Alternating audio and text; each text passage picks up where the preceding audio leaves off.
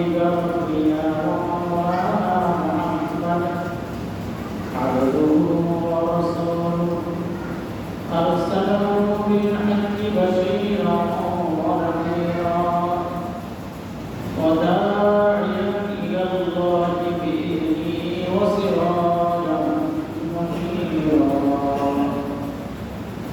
أما بعد فأعوذ بالله من الشيطان الرجيم بسم الله الرحمن الرحيم يوصيكم الله في أولادكم للذكر مثل حظ الأنثيين فقال رسول الله صلى الله عليه وسلم خير متاع الدنيا امرأة صالحة أو كما قال النبي عليه الصلاة والسلام اللهم صل على سيدنا محمد وعلى آل محمد كما صليت على إبراهيم وعلى آل إبراهيم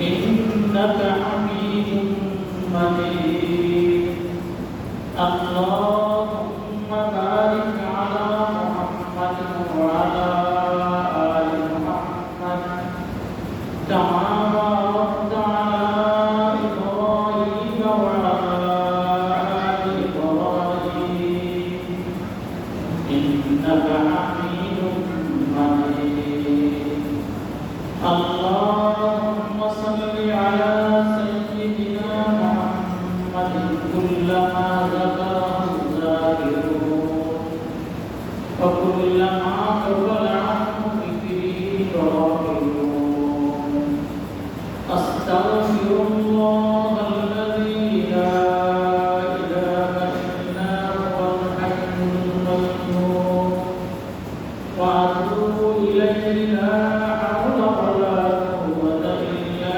بالله العلي العظيم أستغفر الله الذي لا إله إلا هو الحي القيوم وأتوب إليه لا حول ولا قوة إلا بالله العلي العظيم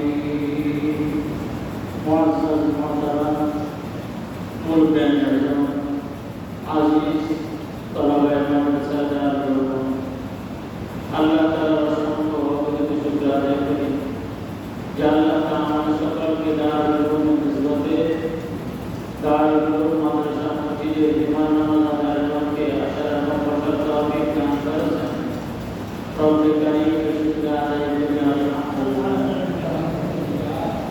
পৃথিবীতে আল্লাহ তাআলা ৮০০০ প্রকারের মাখলুকাত পাঠিয়েছেন সমস্ত মাখলুকাতকে আমাদের দেখার সৌভাগ্য হয়নি এবং সমস্ত মাখলুকাতকে যদি আমরা কিয়ামত পর্যন্ত যদি হায়াত পাই ১৮,০০০ রকমের মাখলুকাত দেখা আমাদের দ্বারা সম্ভব হবে না কারণ মাখলুকাতের মধ্যে বহু মাখলুকাত আছে আটলান্টিক মহাসাগরের প্রতল তলে একবার গভীর সমুদ্রে যে গভীর সমুদ্রে ডুবুরিরা যাইতে অনেক সময় সক্ষম হয়নি গত কয়েক বছর আগে টাইটানিক জাহাজ যেখানে ধ্বংস হয়েছিল এখানকে দেখার জন্য পাকিস্তান থেকে ২ জন সহ ৪ জন লোক টাইটান নামক একটা যন্ত্র নিয়ে তলদেশে গেছেন সেখানে টাইটান ধ্বংস হয়ে তারা মারা গেছে সমুদ্রের তলদেশে কত হাজার রকমের মাখলুকাত আছে এটা আমাদের দেখা আমাদের দ্বারা সম্ভব নয় এবং আমরা দেখতেও পারবো না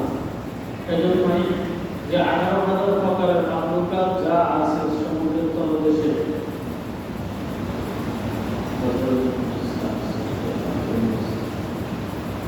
এই মাখলুকাতগুলো দেখা এটা আমাদের দ্বারা কেন সম্ভব নয় মাখলুকাতের মধ্যে যত মানুষকে মানুষ সহ যত পশু পাখি আল্লাহ তাআলা বানিয়েছেন এক একটা তিমি মাছকে যদি আপনারা দেখেন এক একটা তিমি মাছের পেট অনেক বড় তার দৈর্ঘ্য প্রস্থ অনেক বড় সমুদ্রের মধ্যে চিংড়ি মাছ আছে এই চিংড়ি মাছ এটা পর্যন্ত অনেক সময় খাদ্যের জাহাজকে আটকে গেছে এইটা হচ্ছে আজকে আটটাই বেড়ে তাদের খাবার দিলে তারপরে তারা ছাড়ে।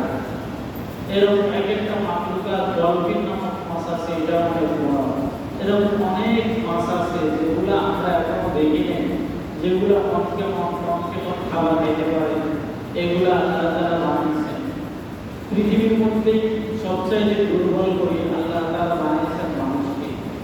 গরুর বাছুর যখন গরু মিয়া যখন জন্মগ্রহণ করে, তো গরু মিয়া কি করে? দৌড় দেয়, এইদিকে এক দৌড় দেয়, ওইদিকে এক দৌড় দেয়। সবচাইতে শক্তিশালী নয় গরুর বাছুর, দৌড়াইতে পারে, সে সাথে সাথে দৌড়ায়। মুরগির বাচ্চা যখন মুরগির থেকে বাইরে হয় তখন টুক করে তারা আদার খায়। কিন্তু একটা চিন্তা করেন, আল্লাহ তাআলা কোরআনে কারীমের মধ্যে বলেছেন, খুলিকাল ইনসানু যায়িকা, আমি মানুষদেরকে একেবারে দুর্বল করে বানিয়েছি। এটা কে বলেছেন? আল্লাহ তাআলা নিজে বলেছেন, মানুষদেরকে আমি দুর্বল করে বানিয়েছি। এই যে মানুষদেরকে আল্লাহ তাআলা কিরকম দুর্বল করে বানিয়েছেন? একটা বাচ্চা যখন ভূমিষ্ঠ হয় তখন সে কাঁপতে পারে না, চিল্লাতে পারে না, কিছুই করতে পারে না। বাচ্চাটা কয়েক মাস পর্যন্ত শুধু এমনি মা যেভাবে বাচ্চাটাকে শোয়াই রাখে, বাচ্চাটা এইভাবে শোনে, কিছুই করতে পারে না। এই বাচ্চাটা পেশাব করলে বাচ্চাটা শুধু কাঁদতে পারে, পায়খানা করলে শুধুই কাঁদতে পারে, আর কিছু করতে পারে না। পেশাব করছে এটা মাটি করতে পারে না, পায়খানা করছে এটা মাটি করতে পারে না। এটা 1 দিন 2 দিন না, 1 দিন 2 দিন না, 1 বছর 1.5 বছর 2 বছর পর্যন্ত কোনো বাচ্চা তার মাকে তার সাহায্য তার প্রয়োজনীয়তা এটা করতে পারে না, পেটে কামড়াইলেও করতে পারে না, ক্ষুধা লাগলেও করতে পারে না, মানে কোনো কিছু বুঝতে পারে না, শুধু কাঁদে। একটাই ভাষা আছে, শুধু কাঁদা। এছাড়া বাচ্চার কোনো কি নেই, ভাষা নেই। এরপরে 1 বছর 2 বছর 4 বছর হইলে এরপরে 4 বছর পর্যন্ত মা পালন করে। একটা বাচ্চা পায়খানা করলেও 4 বছর বয়সে বাচ্চা পায়খানা পরিষ্কার না করে, তার পায়খানা পরিষ্কার তাকে বসাই দেওয়া, যেটা মহাল্লা ভাষা বলে পানি খরচ করা, এটাও পানি করতে হয়। এত দুর্বল। 7 বছর বয়সে বা মানুষের তাকে পাঠায়, এরপর আলিম মাদ্রাসা সরল সরে এগুলো শিখে কিছু কিছু বুঝতে হয়। এরপর অনেক সময় কেউ পাইতে শুরুতে মাদ্রাসা কাজ দেয়, মাদ্রাসায় স্কুলকে বাচ্চাটা বলতে পারে না, প্রায় দিন বিচার আসে শুধু আমার বাচ্চাটা দাঁড়াইছে, তো বাচ্চার দিকে সাথে দুধটা দিছে বলতে পারে না। এই যে মাদ্রাসার পরে দুধটা দিছে এটা বলতে পারে না। হেফজখানা পড়ে অন্তত 7 বছর 8 বছর পরে 10 বছর পরে বাচ্চা হেফজখানা পড়ে, হেফজখানার বাচ্চা তার দিচ্ছে না, তার বলতে পারে না। একটা সাথে পরিবর্তন হয় আর কি। এই যে পরিবর্তন হলো এটাকে পর্যন্ত সে বাছাই করে নেওয়ার যোগ্যতা রাখে না। এটা তো শিশুকালের একটা বয়সের কথা বললাম। এরপরে যখন 40 বছর বয়স হয়, মাঝখানে একটু নাচা আছে, খুঁজাখুঁজি করে, কখনো গ্যাংস্টার, কখনো বা বিভিন্ন দলের নাম বলে, কখনো বা কিশোর গ্যাং, বিভিন্ন নাম আছে না যুবকদের। এই সমস্ত শক্তিগুলো দেখেন 40 পর্যন্ত। 40-এর পরে কি হয়? 40-এর পরেই বা 40-এর ধোকা, চোখের মধ্যে দাঁড়া দেখে কিনা দেখে, হাঁটতে চলতে ফিরতে, খাওয়া দাওয়া সাবধানতা শুরু হয়ে গেছে। পেশা, কখনো পেশার রোগ দেখা যায়, কখনো ডায়াবেটিস নামক রোগ দেখা যায় কিনা, সবগুলাই তার 40-এর পরে অসুস্থতা দেখা যায়, বিভিন্ন রোগ দেখা যায়। এরপরে কিছুদিন পরে 60 বছর বয়স করলে ইন্তেকালের সময় ঘনিয়ে আসে। 60 বছর পরে সাধারণত মানুষের মৃত্যুর জন্য প্রস্তুত হয়ে যায়, হয় কিনা দাঁড়িয়ে পাকে চুল পাকে, এগুলো নিয়ে তার চিন্তাধারা চেতনা চলে। যাই হোক, আল্লাহ তাআলা যত মাখলুকাতকে বানাইছে সবাই রিজিকের জিম্মাদারি আল্লাহ তাআলা দিয়েছেন, মানুষের রিজিকের জিম্মাদারিও আল্লাহ তাআলা দিয়েছেন। সুতরাং মানুষকে এত পেরেশানি হওয়ার কিছু নেই, যার রিজিকে যতটুকু আইবে সে ততটুকু পাইবে। এরপর আল্লাহ তাআলা কিছু ফর্মুলা দিয়ে দিয়েছেন, এই ফর্মুলাতে চললে তোমার রিজিকের মধ্যে বরকত আসবে। ফর্মুলার বাইরে চলবা তো তোমার ধরা খাইবে। বর্তমান শক্তিত রাষ্ট্রের মধ্যে, পৃথিবীর মধ্যে একটা রাষ্ট্র আছে যার নাম কি? ইসরায়েল। পৃথিবীর মধ্যে একটা শক্তিত রাষ্ট্র, যাদের ব্যাপারে কোরআনে কারীমের মধ্যে আছে এরা গজবের জাতি, এরা ধ্বংসের জাতি। পৃথিবীর মধ্যে এদের কোনো স্থায়ী কোনো জায়গা হবে না কেমন পর্যন্ত, এদের পৃথিবীর মধ্যে কোনো স্থায়ী জায়গা হবে না। এরপর তারা শক্তিমত্তা বুদ্ধিমত্তা অনেক কিছু জায়গায় ফিলিস্তিনের সাথে দীর্ঘদিন পর্যন্ত হত্যাযজ্ঞ চালিয়েছে। পৃথিবী দেখতেছে পৃথিবীর মানুষ যদি সবাই একসাথে ইসরায়েলের বিরোধিতা করত, তাহলে ইসরায়েল একটা রাষ্ট্র টিকতে পারে না। একটা শিশু বাচ্চার পর্যন্ত তারা হত্যা করে, এটা পর্যন্ত তাদের একটু কার্পণ্যতা হয় না। ইফতার সময় পর্যন্ত তারা বোমা মারে, তাহলে ওরা কিভাবে মানব সভ্যতা হইতে পারে? মানুষ নামে তারা কলঙ্ক একটা জাতি, ইসরায়েল জাতি। আল্লাহ তাআলা কোরআনে কারিমের মধ্যে বলেন, ইয়া বনী ইসরাঈল, হে বনী ইসরাঈল, তোমরা স্মরণ করো তোমাদেরকে আমি নিয়ামত দিয়েছি। তোমাদের তো সারা বিশ্বের মধ্যে তোমাদেরকেই আমি নিয়ামত দিয়েছি। যত নবী আসছে সমস্ত বনী ইসরাঈলদের মধ্যে আসছে। এইটা একটা শুদ্ধ রাষ্ট্র ফিলিস্তিন, যেখানে মুসা আলাইহিস সালামের কবর, যেখানে সাইয়্যিদনা ঈসা আলাইহিস সালামের কবর, যেখানে সাইয়্যিদনা ইউসুফ আলাইহিস সালামের কবর, ইব্রাহিম আলাইহিস সালামের কবর, অসংখ্য নবী রাসূল এই বাইতুল মুকাদ্দাসের আশপাশের মধ্যে যাদের কবর। এরপরে এরা বোম্বিং করতে, বোম বানাইতে, এরা মানুষদেরকে হত্যা করতে, এরা কখনো এরা চিন্তাধারা করে না। সারা বিশ্বের মানুষ যখন নীরব, তখন আল্লাহ তাআলা টর্নেডো নামক, দাবানল নামক আগুনকে পাঠিয়ে দিয়েছে। এখন শহরকে শহর, অঞ্চলকে অঞ্চল আগুনে জ্বলতেছে। এখন তারা সারা বিশ্বের মানুষের কাছে চায় যেন আগুনকে নির্বাপিত করে। আচ্ছা, এটা কি সম্ভব হবে? যদি আল্লাহ তাআলার গজব শুরু হয়, এটা কেউই নিবাতে সম্ভব হবে না, কেউ পাইবে না, যতক্ষণ পর্যন্ত আল্লাহ তাআলার পক্ষ থেকে ফয়সালা না আসে। এজন্যই সবসময় আল্লাহ তাআলাকে ভয় করা দরকার। যে কোনো বিষয়ে আল্লাহ তাআলাকে ভয় করা দরকার। কোনো ব্যক্তি নামাজ পড়ে না ব্যক্তিগতভাবে, সেই ব্যক্তি যে নামাজ না পড়লে নামাজের গুনাহগার হবে, তাকে এজন্য শাস্তি পাইতে হবে। কিন্তু কোনো ব্যক্তি যদি নামাজের আয়াতগুলোকে যদি অস্বীকার করে, নামাজের আয়াতের যদি বিরোধিতা করে, কোরআনের যদি বিরোধিতা করে, তাহলে এই ব্যক্তি আল্লাহর জমিনে থাকে, আল্লাহর যদি বিরোধিতা করে, তাহলে এই ব্যক্তি কখনো প্রকৃত মুসলমান নয়, বরং এই ব্যক্তিকে সারা বিশ্বের মানুষ কাফের বলবে। যদি সারা বিশ্বের মানুষ যদি এই ব্যক্তির এই কথা যদি বিরুদ্ধাচার না করে, আল্লাহর জমিনে যদি এই ব্যক্তির যদি সঠিক বিচার যদি না হয়, তা আল্লাহ তাআলার গজব তাকে পাকড়াও করবে।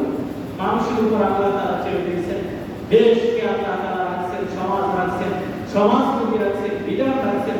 সবগুলো বিধানগুলো যদি মানুষ যদি যথারীতিভাবে যদি আদায় করে, তাহলে কোনো অসুবিধা নাই। কিন্তু যদি মানুষ যদি সুন্দরভাবে যদি না চলে, আল্লাহর বিধানের যদি বিরুদ্ধাচার করে, তখন আল্লাহ তাআলা ওই সমাজকে আল্লাহ তাআলা গজব দ্বারা ধ্বংস করে দেবেন। এজন্য মানুষকে কি করতে হবে? মানুষকে অন্তত এতটুকু করতে হবে, আমি কিছু করতে পারি, আমি ক্ষমতার মালিক নয়, রাষ্ট্র ক্ষমতার মালিক। আমি অন্তত এতটুকু করতে হবে যে মানুষ যখন আল্লাহর বিধানের বিরুদ্ধাচার করে, আমি আল্লাহর বিধানের বিরুদ্ধাচার করব না, এতটুকু আমার কাজ। আর আল্লাহর কাছে বালামতের সাথে আমি নাই। আল্লাহ যারা তোমার আইনের বিরুদ্ধাচার করে, আল্লাহ আমি তাদের সাথে নাই। আল্লাহ বলে আমি ক্ষমতার অধিকারী নয়, আমি শক্তির অধিকারী নয়, আমি ক্ষমতার কোনো যোগ্যতাই রাখি না, বরং কোনো ব্যক্তি এরকম ক্ষমতাকে হাতে নিতেও পারে না। যেখানে একটা রাষ্ট্র সুন্দর, যদি কোনো রাষ্ট্র থাকে, যেখানে রাষ্ট্র সুন্দরভাবে পরিচালনা করে, যেখানে সৈন্য সামর্থ্য আছে, সেখানে রাষ্ট্রের কাছে আবেদন করা একজন মুসলমানদের দায়িত্ব, কিন্তু আইন হাতে তুলে নেওয়া এটা মুসলমানের দায়িত্ব না। এই কথা আমাকে মনে করতে হবে, এই কথা কি করতে হবে? আমাকে মনে করতে হবে। সেই জন্যই দেখে আল্লাহ তাআলা পুরুষদেরকেও আল্লাহ তাআলা বানাইছে, মহিলাদেরকেও আল্লাহ তাআলা বানাইছে। বরং আশ্চর্য হবে এই কথা, কোরআনে কারিমে আপনাদের সামনে আমি 11 নম্বর আয়াত তেলাওয়াত করছি, সূরা নিসার 11 নম্বর আয়াত তেলাওয়াত করছি। তো এখানে যে সূরা নিসার, যে সূরাটা, এই সূরার নাম হলো সূরা নিসা। নিসা মানে কি? নিসা মানে হলো মহিলা। এই একটা সূরা পুরো কোরআনে কারিমের মধ্যে আর রিজাল নামক কোনো সূরা নাই, অর্থাৎ পুরুষ নামক কোনো সূরা নাই, কিন্তু কোরআনে কারিমের মহিলা নামক একটা কি আছে? সূরা আছে। তার সমগ্র একটা সূরা আল্লাহ তাআলা মহিলা নামক করেছে এই জন্যই যে মহিলাদেরকেই অতীতে ইসলামের আগে মহিলাদেরকে মানুষ মনে করত না, মহিলাদেরকে মানুষ মনে করত না। আরবদের মধ্যে কথা ছিল যে আরবদের মধ্যে কোনো যদি কারো যদি কন্যা সন্তান যদি জীবিত, কোনো কন্যা সন্তান যদি ভূমিষ্ঠ হইত, তখন এরা লজ্জা মনে করত। আপনারা এটা সকলে জানেন, আমার কাকা বাবা আব্দুল মালিক সাহেব আমাদের বিজয়বাড়ি মসজিদে বারবার বয়ান করতেন, যে কালকে ঘটনা ওনার মুখে কয়েকবার শুনছি, একে একে সে তার কয়েকটা মেয়েকে জীবন্তভাবে খবর দিয়েছে। এটা সবাই জানে। ওরা কন্যা সন্তান জন্মগ্রহণ করার আগে লজ্জাকর মনে করতেন, আরবের মধ্যে। এবং আরবের মধ্যে কয়েকটা কথা ছিল মহিলাদের বিষয়ে, এটা বড় মানত। আরেকটা কথা ছিল, যদি কোন মহিলা যদি স্বামী মারা যাইত, তো স্বামী মারা যায় এই মহিলার দুই অবস্থা। প্রথম অবস্থা হইল মহিলাকে একটা বন্ধ কুঠুরি, আমাদের দেশে যেরকম জেলখানা এরকম বন্ধ একটা রুমের মধ্যে ঢুকাইতে, অন্ধকার রুমে রাতে দিতে 2 বছর পর্যন্ত, যেখানে মধ্যে তার খাওয়া দাওয়া ঠিক মতো দিতেন না। এবং পবিত্র হওয়ার জন্য নাপাকি বদলে পায়খানা পেশাব করলে পানি যে ব্যবহার করবে এটার জন্যই ওই রকম পানি তাকে দিতে না, যেটা আমরা বর্তমান সময়ে যেটা আলোচিত হইতেছে বারবার আয়না ঘর। এরকম আরব দেশের মধ্যে আয়না ঘর ছিল, এরকম আয়না ঘরের মধ্যে ঢুকে রাখছে। 2 বছর পরে ওই মহিলাকে আনতে বুকের মধ্যে কালি মেখে, চেহারাকে কালি মেখে তাকে ঘরের মধ্যে আনতে, আনার পরে তাকে আলাদা রুমের মধ্যে রাখতেন। সে সমাজে চলতে পারতো না, ঘরের মধ্যে চলতে পারতো না, অন্য 10 জনের মতো তার চলাফেরার কোনো স্বাধীনতা ছিল না। আর ওর মধ্যে এইরকম মহিলাদের এরকম নির্যাতন করা হইল। হিন্দু ধর্মের মধ্যে বিগত 20 বছর বা 30 বছর আগে যারা এখানে বয়স্ক আছে তারা আমার কথা সত্যতা পাইবে, যাদের বয়স অনেক বেশি। আমরা শুনছি, আমরা দেখিনি। এখন ইতিহাসের মধ্যে পর্যালোচনা করলে দেখি আরবের মধ্যে হিন্দুদের মধ্যে কথা হইল, কোন ব্যক্তির যদি স্বামী মারা যায়, কোন হিন্দু যদি স্বামী মারা যায়, তখন হিন্দু মহিলা চিতার মধ্যে জড়িত হইল, তার স্বামীর সাথে চিতার মধ্যে তাকে জড়িত হইল। তাহলে হিন্দুর মধ্যেও মহিলাদের কোনো অধিকার ছিল না। খ্রিস্টানদের মধ্যে মহিলাদেরকে বলা হইতো এরা পাপিষ্ঠ, এরা সমাজের মধ্যে সবচেয়ে বেশি কলঙ্ক করে, সুতরাং এরা গির্জার মধ্যে ঢুকতে পাইবে না, তাদেরকে ইবাদতখানার মধ্যে ঢুকতে দেয় না। ইহুদিরাও মহিলাদেরকে কলঙ্কের মনে করে, এরা মহিলাদেরকে আল্লাহর পক্ষ থেকে গজব মনে করে, এরাও তাদের অধিকারকে দিত না। রাসূলুল্লাহ সাল্লাল্লাহু আলাইহি সাল্লাম যখন দুনিয়ার মধ্যে আসছেন, তখন সর্বপ্রথম আল্লাহ তাআলা কয়েকটা আয়াত নারীদের ব্যাপারে আপনাদেরকে শোনায়। প্রথম আয়াত হলো আল্লাহ তাআলা বলেন, লিবাসুল্লাহু ওয়া আনতুম লিবাসুল্লাহুন্না। আল্লাহ তাআলা কোরআনে কারীমের সূরা বাকারার মধ্যে আল্লাহ তাআলা বলেন, হুন্না লিবাসুল্লাহু, ও মহিলারা যারা তোমাদের ঘরের মধ্যে আছে, কেউ তোমার স্ত্রী, এই যে স্ত্রী তোমার ঘরের মধ্যে আসছে, এটা তোমার কাছে তোমার জামা সদৃশ, তোমার গায়ের জামা যেরকম তোমার কাছে দামি, তোমার খুব আপনজন, তোমার গায়ের জামার কারণে যেরকম তুমি লজ্জার আবরণ রাখতে পারো, তোমার গায়ে যদি জামা না থাকে তোমাকে মানুষ কুলঙ্গ বলবে, তোমাকে মানুষ ল্যাংটা বলবে, তোমাকে মানুষ সমাজের মধ্যে তুচ্ছ তাচ্ছিল্য করবে, সমাজে জায়গা দিবে না। এই তোমার স্ত্রী তোমার কাছে এইরকম। কিরকম? যে যেরকম জামা সবচেয়ে কাছে, তোমার স্ত্রী হবে তোমার কাছে সবচেয়ে কাছে। তুমি যদি গুনাহ থেকে যদি বাঁচতে চাও, আল্লাহ তাআলার কাছে যদি নিকটবর্তী হতে চাও, তো স্ত্রী গ্রহণ করো। স্ত্রী গ্রহণ করলে কি হবে? সমস্ত গুনাহ থেকে তোমার স্ত্রী তোমাকে বাঁচায় দেবে। যেরকম জামা সমাজের কাছে তোমাকে নির্লজ্জ হতে বাঁচায়, উলঙ্গ হওয়া থেকে যেরকম জামা তোমাকে বাঁচায়, তুমি যদি স্ত্রী গ্রহণ করো, স্ত্রী তোমাকে সমাজের মানুষের কাছে এইরকম ভাবে গুনাহ থেকে, অপকর্ম থেকে তোমাকে বাঁচিয়ে দেবে। তোমার গায়ের জামা যেরকম তোমার নিকটে, তোমার স্ত্রীকে তুমি একেবারে গায়ের জামা যেরকম গেঞ্জি তোমার নিকটে, তোমার স্ত্রীকে তুমি এরকম নিকটতম ভাববে। তাহলে আল্লাহ তাআলা বললেন কি, হুন্না লিবাসুল লাকুম, তোমার স্ত্রী তোমার জন্য লিবাস, তোমার জন্য গায়ের জামা সদৃশ, তোমার পরার কাপড় সদৃশ। এই জন্য স্ত্রীদেরকে জামার মতো মূল্যায়ন করিও। এটা কার হুকুম বলে? আল্লাহ তাআলার নিজের হুকুম। এবং রাসূল সাল্লাল্লাহু আলাইহি ওয়াসাল্লাম এই আয়াতের প্রেক্ষিতে রাসূল সাল্লাল্লাহু আলাইহি ওয়াসাল্লাম বলেন, লা ওয়াহাবিয়াতা ফিল ইসলাম, ইসলামের মধ্যে কোনো বৈরাগ্যতা না, মানে তুমি বিয়ে ছাড়া থাকবা এটা হবে না।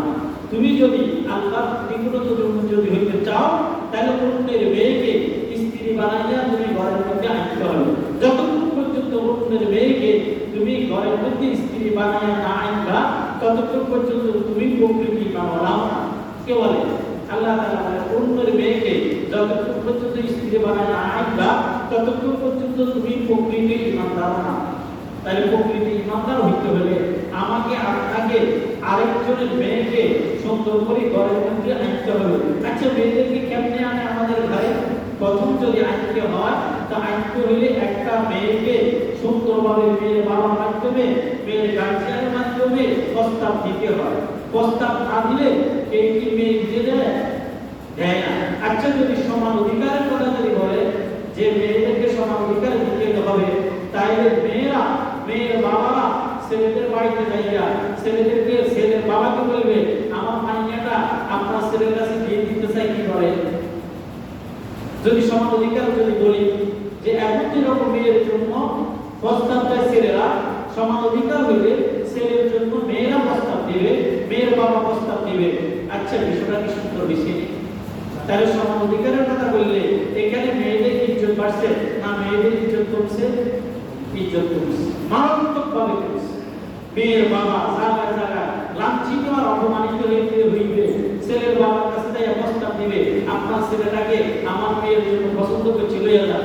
ছেলের বাবা তার তুচ্ছ তাচ্ছিল্য বলে যদি পার করি দেয় তার বাড়ির কথা থেকে, ছেলের বাবা ইজ্জত বাড়ছে না কমছে? মেয়ের বাবা ইজ্জতটা একেবারেই কমছে, কমছে না? তাহলে সমান অধিকার বলে মেয়ের ইজ্জতকে পূর্ণ করলাম। একটা মেয়েকে প্রস্তাব দেওয়ার পরে মেয়ের বাবার সাথে সর্বপ্রথম যখন বসে, এখানে সমাজে অনেক লোক আছেন যারা সাথে দরবারে বসে, মুরব্বীরা আছেন, বলেন তো যখন বিয়ের প্রথম মজলিসের মধ্যে বসে তখন কি বলে? যখন মেয়ে দেখে তখন মেয়ের কি দিতে হয়? কিছু টাকা দিতে হয়, দিতে হয় কি না? যদি না দেয় মনে হয়নি মেয়ের বাবা তার মেয়েটাকে ছেলের কাছে বিধবা দিবে? কেন দিবে না? যে যখন দেখতে আসছে বই এর হাতের মধ্যে একটা চকলেট উঠলো না, কটাই দেবে না, একটা চকলেট উঠলো না, বেড়া কি হয়ে যাচ্ছে আমার মানে বিয়ে দিতে হবে, বলবো না এই কথা? কমপক্ষে 1001 টাকা, 500 টাকা, এখন 500 টাকা চলে, 1000, 3000, 5000 দিলে তারপরে দেখবো তুমি নেবে, তারপরে বলবো কি তুমি নেবে, এর আগে তুমি নেবে এই কথা বলবে না। আসার পরে সর্বপ্রথম যেটা নিয়ে বসা হয়, যেটাকে আমাদের সমাজে বসা কর্ত বলা হয়, কর্তনামা করার জন্য বসা হয়, কোন বাড়িতে বসে? বলে ছেলের বাড়িতে আসে বসতে হয়। ছেলের বাড়িতে বসতে খাওয়াইতে, ছেলেরা ভালো করে খাওয়াইতে হয়। আচ্ছা, বসতে কোন কথাটা বলে প্রথম প্রথম যেটা বলে সেটা হলো মরানা কত দিবে? মরানা কত দিবে? এটা কার অধিকার? এটা কার অধিকার? মেয়ের অধিকার। কত টাকা? কত টাকা অধিকার? এখানে আমি সবসময় এই সমাজের যত বিবাহ হয়, বেশিরভাগ বিবাহের বিষয়ে আমাকে তো অনেকেই ডাকে বসি, আমি 3টা কথা বলি। কয়টা কথা বলি? 3টা কথা বলি। সর্বপ্রথম কথা বলি এটা যে বিশ্বের মধ্যে সর্বশ্রেষ্ঠ নবী হলো নবী মুহাম্মদ রাসূলুল্লাহ সাল্লাল্লাহু আলাইহি ওয়াসাল্লাম। তিনি শ্রেষ্ঠ নবী। আচ্ছা, তেনার মেয়ে ফাতেমা সে কি হবে? তাহলে সর্বশ্রেষ্ঠ মেয়ে হবে। তাহলে তিনি সর্বশ্রেষ্ঠ মেয়ে। সর্বশ্রেষ্ঠ বংশ কোনটা পৃথিবীর মধ্যে? কুরাইশ বংশ। কুরাইশ বংশ থেকে পৃথিবীর মধ্যে কোন সর্বশ্রেষ্ঠ বংশ আসে নাই, আসবেও না, কেমন পর্যন্ত আসবে না। তাই কুরাইশ বংশের একটা মেয়ে, তার নাম হলো ফাতেমা, শ্রেষ্ঠ নবীর মেয়ে। তার নাম যেটা ধরা হলো, সর্বপ্রথম আমি বলি যে এটা ধরে যে তুমি সর্বশ্রেষ্ঠ। কোন ব্যক্তি যদি এটা ধরে সুন্নাত আদায় হয়ে যাবে।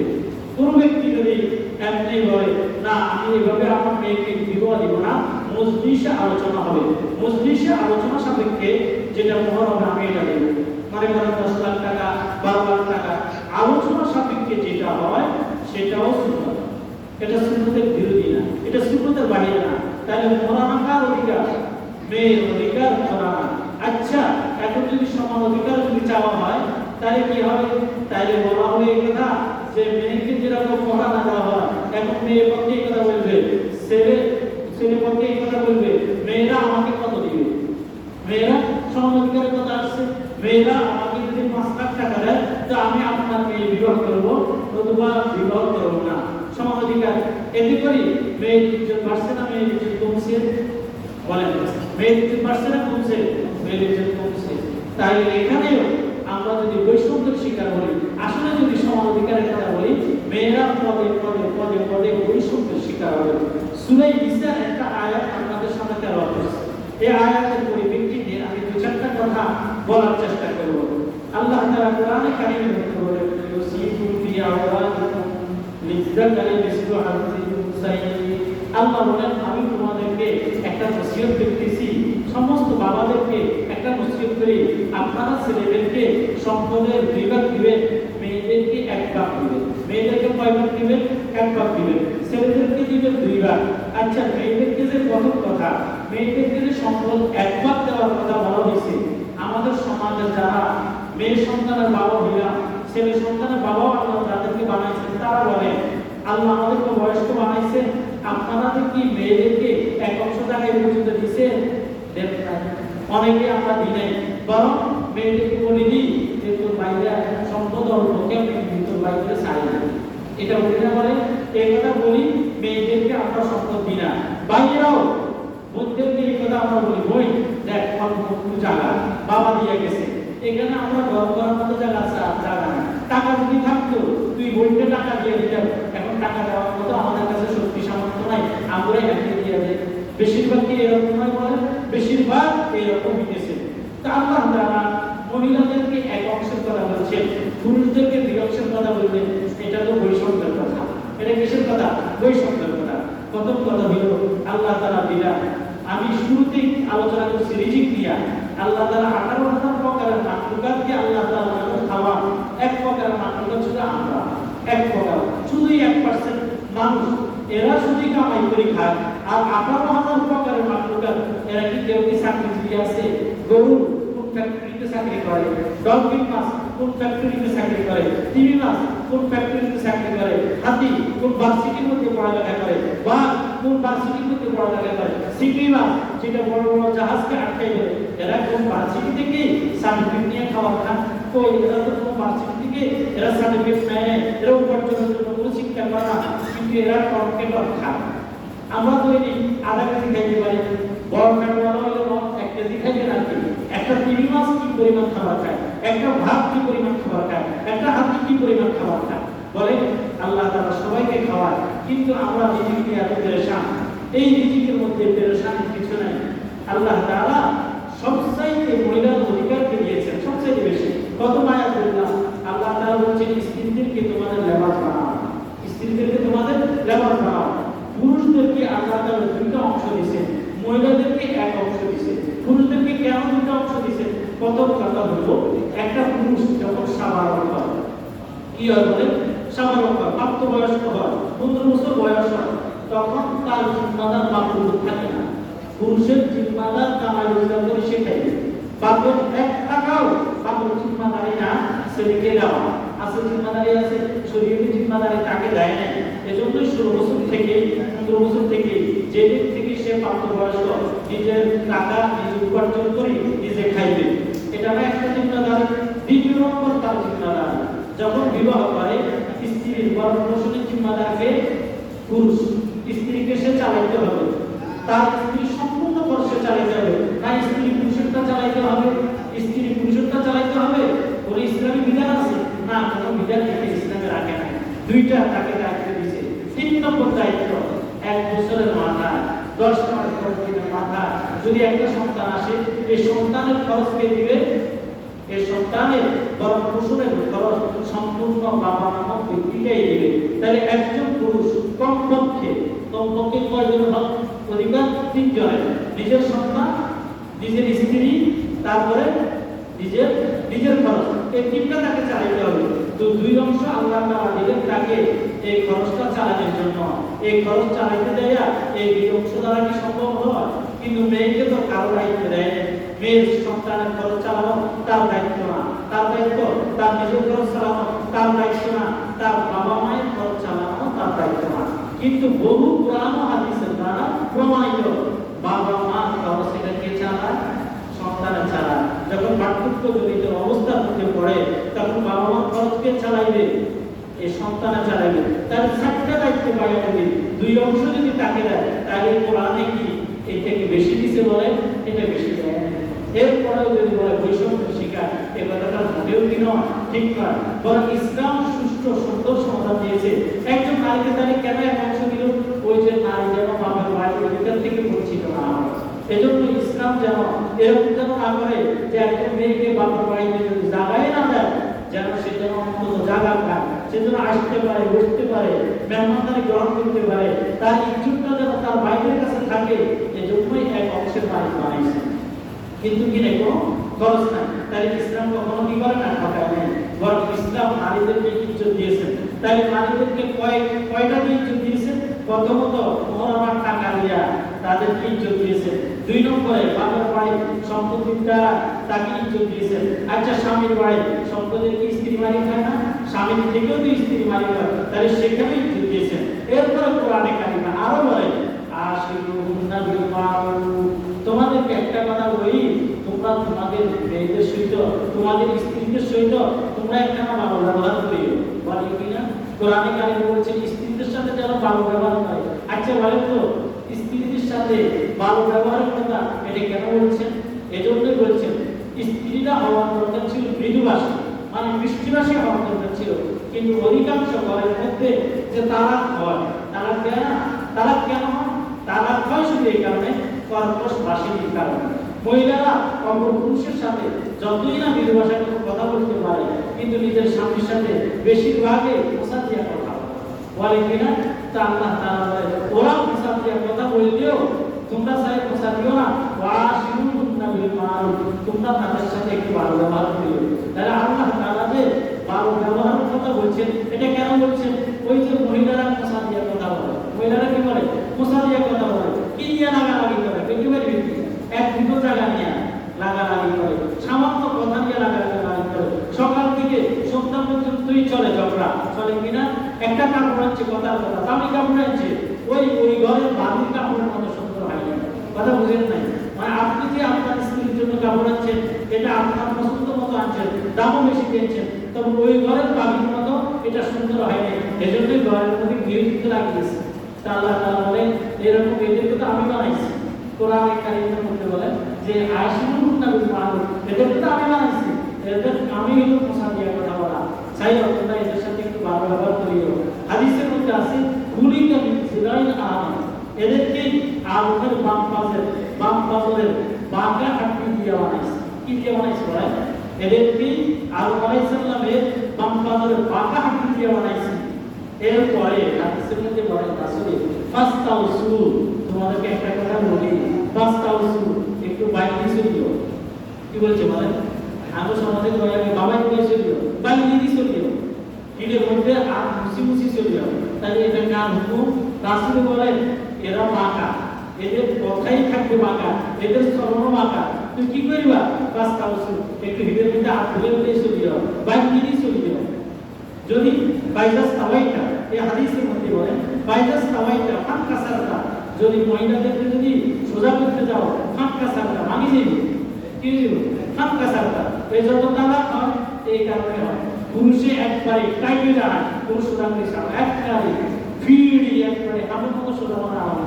এই যখন একটু হামের মতো সোজা না বানাবো ফাঁক কাসারটা, তখন তালাক হয়ে যাবে। তখন কি হয়ে যায়? তালাক হয়ে যায়। তাই বুঝা গেল মহিলাদেরকে আল্লাহ তাআলা যেভাবে বানাইছেন, আল্লাহ তাআলা বিধান দিয়ে দিয়েছেন, এই বিধান অনুযায়ী চলবা। আল্লাহ রাসূল বলেন আর দুনিয়া কুল্লুহা মাতা, দুনিয়ার মধ্যে যা তোমাদেরকে দিলাম সবগুলোই নাজ নেয়ামত। অখয়রু মাতাই দুনিয়া ইমরাতুন সালিহাতুন, ও পুরুষরা তোমাদেরকে নারীদের অধিকার সম্পর্কে বলি, খয়রু মাতাই দুনিয়া ইমরাতুন সালিহাতুন, দুনিয়ার মধ্যে যত নেয়ামত আমি দিয়েছি সবচেয়ে উত্তম নেয়ামত হলো তোমাদের উত্তম স্ত্রীগণ।